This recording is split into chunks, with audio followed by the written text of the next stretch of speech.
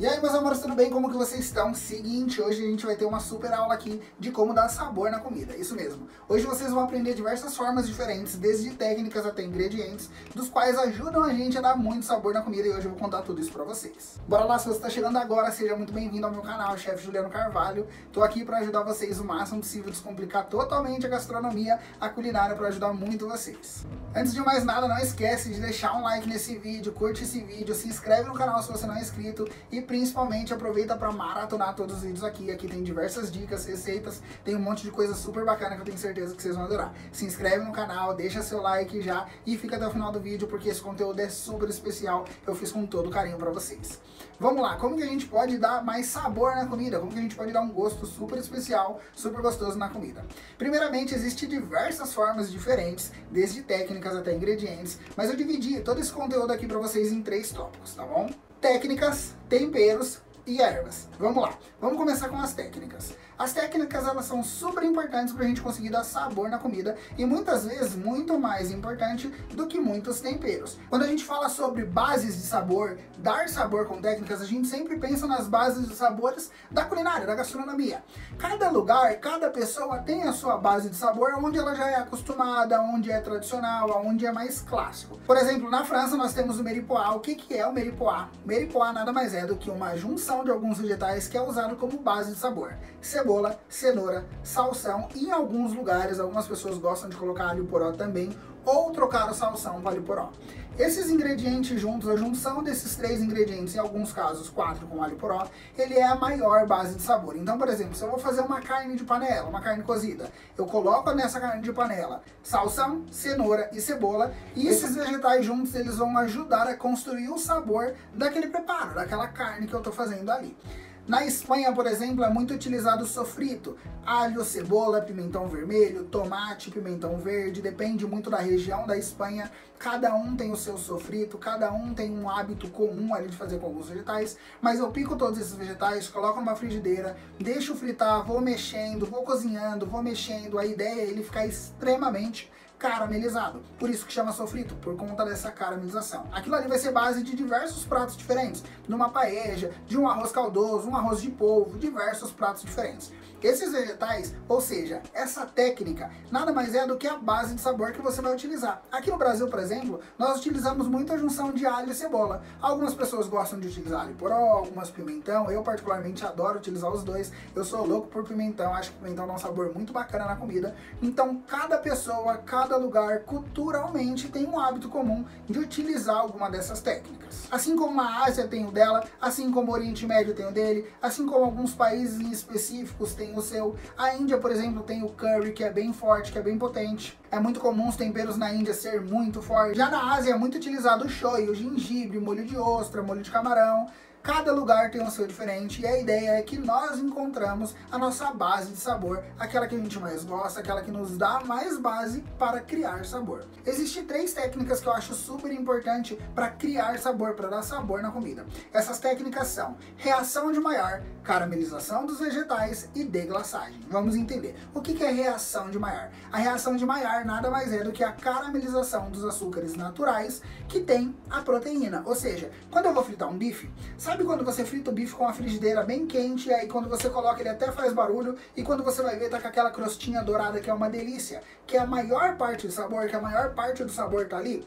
Isso é a reação de Maillard. A reação de Maillard nada mais é do que essa caramelização da carne, essa crostinha dourada super deliciosa que faz na carne. Nós podemos utilizar a reação de Maillard em qualquer carne. Se eu vou fazer, por exemplo, uma costela, uma rabada, uma carne de panela, coloco tudo na panela com água e coloco para cozinhar, ela vai ter um sabor. Mas se eu pegar todos esses pedaços de carne, temperar, fritar esses pedaços de carne, deixar ele ficar bem douradinho, para depois colocar água, essa água vai puxar toda essa caramelização, ou seja, todo aquele sabor que tem ali da carne, da reação de Maillard, vai para a água, e quando você cozinhar essa carne, essa água entra dentro da carne, ou seja, a maior parte do sabor não vai estar somente em volta da carne, naquela crostinha, vai estar dentro também. Caramelização dos açúcares naturais. É super importante a caramelização dos açúcares naturais dos próprios vegetais. Quer ver um exemplo bem bacana? Cebola caramelizada. Um lanche com cebola caramelizada não é incrível? Se você colocasse a cebola crua, ia ser a mesma coisa?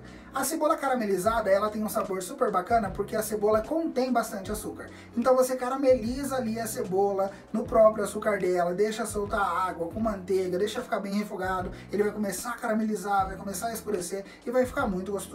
Se você vai fazer um molho de tomate, você assa os tomates, o tomate ele fica muito mais docinho. Se você pegar uma cabeça de alho e assar essa cabeça de alho para fazer uma maionese, para fazer um creme, uma pastinha de alho, ele vai ficar muito mais docinho e vai perder toda aquela picância.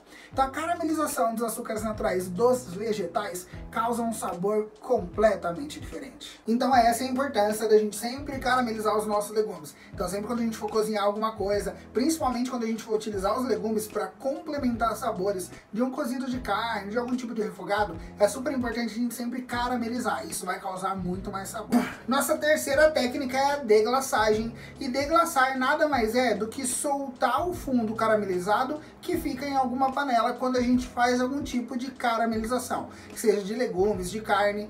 Deglaciar nada mais é do que você utilizar algum líquido, vinho, conhaque, água, caldo de carne, caldo de legumes, qualquer tipo de líquido para soltar todo aquele fundo caramelizado que ficou na panela. Quando, por exemplo, a gente faz um picadinho de carne ou simplesmente quando a gente grelha alguma carne, por exemplo, quando a gente faz um estrogonofe, quando a gente fritar todos os pedacinhos de carne, vai ficar ali um monte de caramelização super deliciosa, cheia de sabor grudado no fundo da panela. Aquilo ali é ótimo para a gente fazer molho, para a gente utilizar como base e complemento de sabor para nossa receita. Então a gente colocar algum tipo de líquido ali, abaixar o fogo para não queimar e raspar com uma colher, com uma espátula para sair todo aquele sabor e complementar na nossa receita, fica super especial, aquilo dá muito mais sabor. Então deglaciar a panela nada mais é do que complementar as outras técnicas, criando caramelização, como por exemplo a reação de Maillard, e deglaçando a panela, tirando todo o sabor do fundo da panela para agregar sabor em nosso prato. Perfeito! Finalizamos a parte das técnicas, já entendemos como que funciona a parte das técnicas para agregar sabor no nosso prato, para dar mais sabor na comida. Agora vamos entender sobre os temperos. Temperos, existe uma disponibilidade gigante de tempero no mercado. Isso é um pouco complicado a gente pensar nisso, porque a gente acaba desperdiçando dinheiro, comprando um monte de tempero, ele secando nos nossos potes e a gente acaba desperdiçando e principalmente não agregando sabor. Porque quando o tempero fica muito tempo ali naquele potinho, ele acaba ficando velho, perdendo o perfume, perdendo o aroma, perdendo a possibilidade e a potência de dar sabor nos nossos alimentos. Então uma das primeiras dicas que eu já dou pra você, sempre compra quantidades pequenas de tempero, nunca compra muitas quantidades para ele não perder ali toda a potência de aroma, de sabor, pelo tempo que ele vai ficar guardado na sua prateleira. E principalmente nunca deixe em contato com o sol, nunca deixa perto do sol, sempre guardadinho no armário, numa prateleira onde não tenha umidade, onde não bata sol. Existem diversos tipos diferentes de tempero e aí a gente pode falar de temperos frescos, temperos secos, temperos caseiros. Isso é bem importante a gente pensar. Primeiro, tempero caseiro. Sempre vale muito a pena a gente fazer nossos temperos. Tem vídeo aqui no canal ensinando, por exemplo, como que faz páprica, picante, defumada e doce. É super bacana e super fácil. Diversas possibilidades diferentes a gente tem de fazer nossos temperos. Tempero, por exemplo, de cebola seca, de alho seco, triturado, pó de cebola, pó de alho. É super simples, é super fácil. Desidratar ervas como salsinha, como cebolinha, como manjericão, para fazer, por exemplo, um chimichurri seco. Desidratar pimenta. Isso tudo é super fácil. Para quem tem micro-ondas em casa, então mais fácil e mais rápido ainda. Tudo isso é muito fácil para a gente conseguir fazer o nosso próprio tempero. Por quê? Porque é super importante a gente entender que aquele tempero seco que a gente compra no mercado, ele não tem a mesma potência de sabor de um tempero fresco. Por exemplo, você pega um alecrim fresco e pega um alecrim seco, é completamente diferente. Sempre escolha por temperos frescos. Tomilho, alecrim, esses temperos ficam muito bem na geladeira. Você pode fazer, por exemplo, uma pastinha deles. Você pode bater, por exemplo, alecrim com alho e reservar. Você pode bater tomilho com alho e reservar. Você pode bater salsinha, cebolinha e coentro com alho e reservar. Deixar tudo em potinhos fechados herméticos na geladeira, que ele dura um bom tempo ali. Coloca um pouco de azeite para ajudar a não oxidar. E aí você tem diversos sabores diferentes de tempero, com alho, que é uma coisa que a gente usa bastante, que vai manter ainda um ótimo sabor fresco. Ter um tempero desse na geladeira, ele dura muito mais tempo do que se ele tivesse fresco. Porém, aquele aroma, aquele frescor de erva fresca ainda vai se manter. Então é uma ótima dica para você sempre optar por temperos mais frescos. Falando de tempero, é super importante também a gente pensar que quando a gente moe o nosso tempero, na hora ele tem uma outra vida de sabor, uma outra vida de aroma, de frescor. Se a gente pega, por exemplo, uma pimenta do reino e a gente já compra ela moída, já em pó, ela vai ter um aroma, um perfume, um sabor completamente diferente de uma pimenta que a gente já compra ela em grãos, pra gente moer na hora. Tanto que em diversos mercados, nas prateleiras, já tem os pimenteiros com pimenta dentro. E quando você usar em casa, quando ela acabar, você só repõe. Diversos temperos é super importante a gente moer na hora, como por exemplo, pimenta branca, pimenta preta, pimenta verde, a pimenta rosa. Elas têm muito aroma, têm muito frescor. Então a gente comprar ela moída é uma outra vida completamente diferente. Cominho é um tempero que muitas pessoas não gostam porque acham muito forte, porém aquele cominho de mercado que a gente compra já em pó, ele tem um aroma completamente diferente de um cominho em grão. Para você moer na hora é muito mais fresco, muito mais aromático e bem menos denso em relação àquele sabor mais artificial. Noz moscada também é um outro tempero, um condimento que é super importante a gente ralar ela na hora, moer na hora quando a gente usa um ralador bem fininho para colocar no molho branco, num creme de batata. O aroma é completamente diferente. Então sempre tente escolher por temperos mais frescos e principalmente temperos que você possa moer na hora. Então entendemos um pouco sobre os temperos, a gente entendeu que tempero é super importante a gente moer na hora, de preferência o máximo possível, por escolher temperos que a gente consiga moer na hora, temperos que a gente consiga produzir, temperos mais frescos, temperos que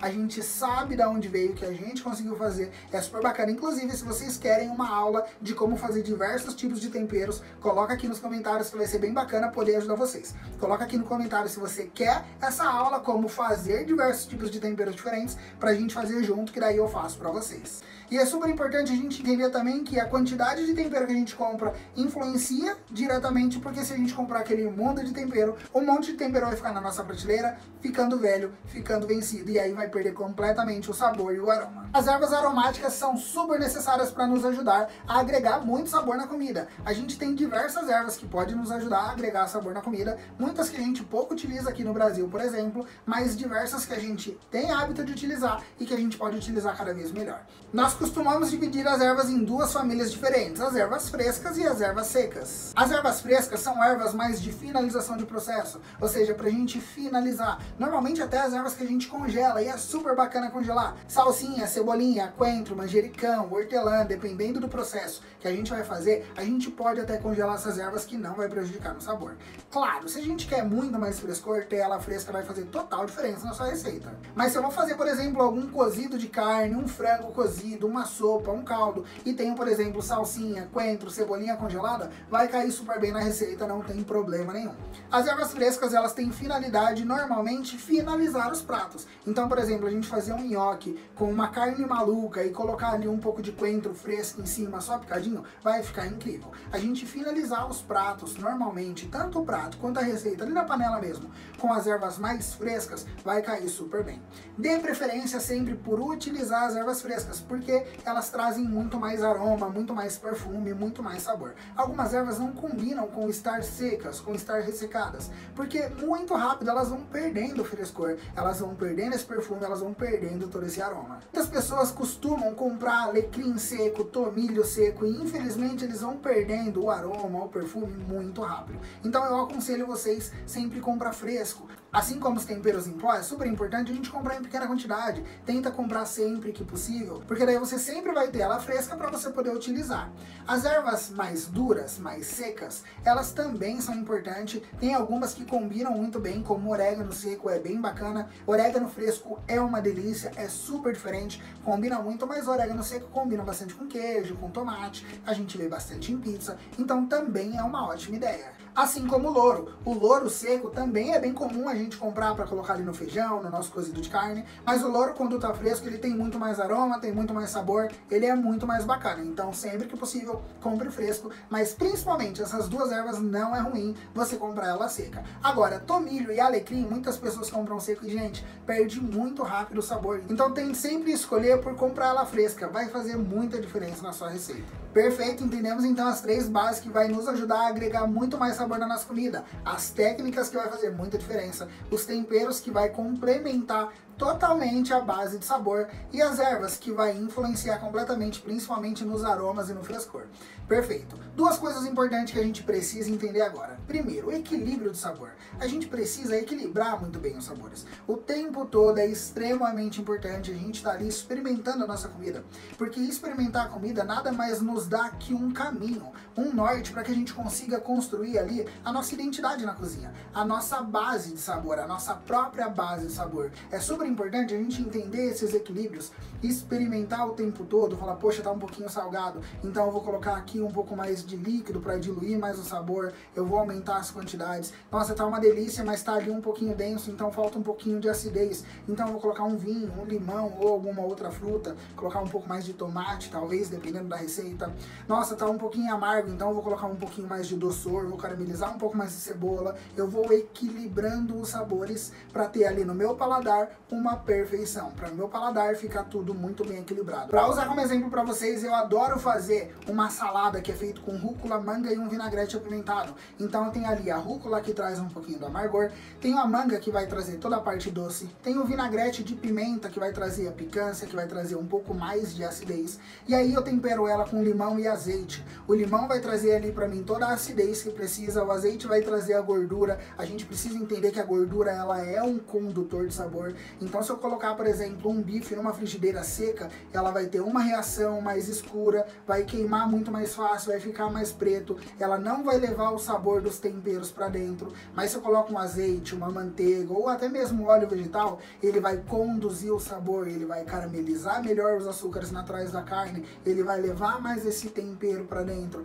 Então a gordura ela é um condutor de sabor, então a gente precisa entender um pouco disso. Assim como o sal ele é um realçador de sabor. Então se a gente pega ali, por exemplo, uma peça de carne e a gente tempera com um monte de tempero, mas a gente não põe sal, ele vai ter um sabor completamente diferente se a gente colocasse sal, porque o sal ele nada mais é do que um realçador de sabor. O sal ele vai temperar, ele vai salgar, mas ele vai principalmente realçar os sabores. Ele vai deixar o sabor da carne mais intenso de sabor de carne, ele vai deixar o sabor daquele vegetal mais intenso de sabor de vegetal. Então tudo isso é muito importante a gente entender. No final das contas, meus amores, o que eu falo pra vocês? Encontrem o sabor de vocês, encontrem a mão de vocês, encontrem o tempero de vocês. Cozinhem sempre, cozinha todo dia. Quanto mais você pratica, mais você vai achando esse hábito, esse jeito. Você estudar é completamente importante, é extremamente importante. Você ver vídeos, você consumir gastronomia, isso vai te ajudar demais. Mas colocar a barriga no fogão, esquentar a barriga ali, cozinhar todo dia, você vai ganhar experiência.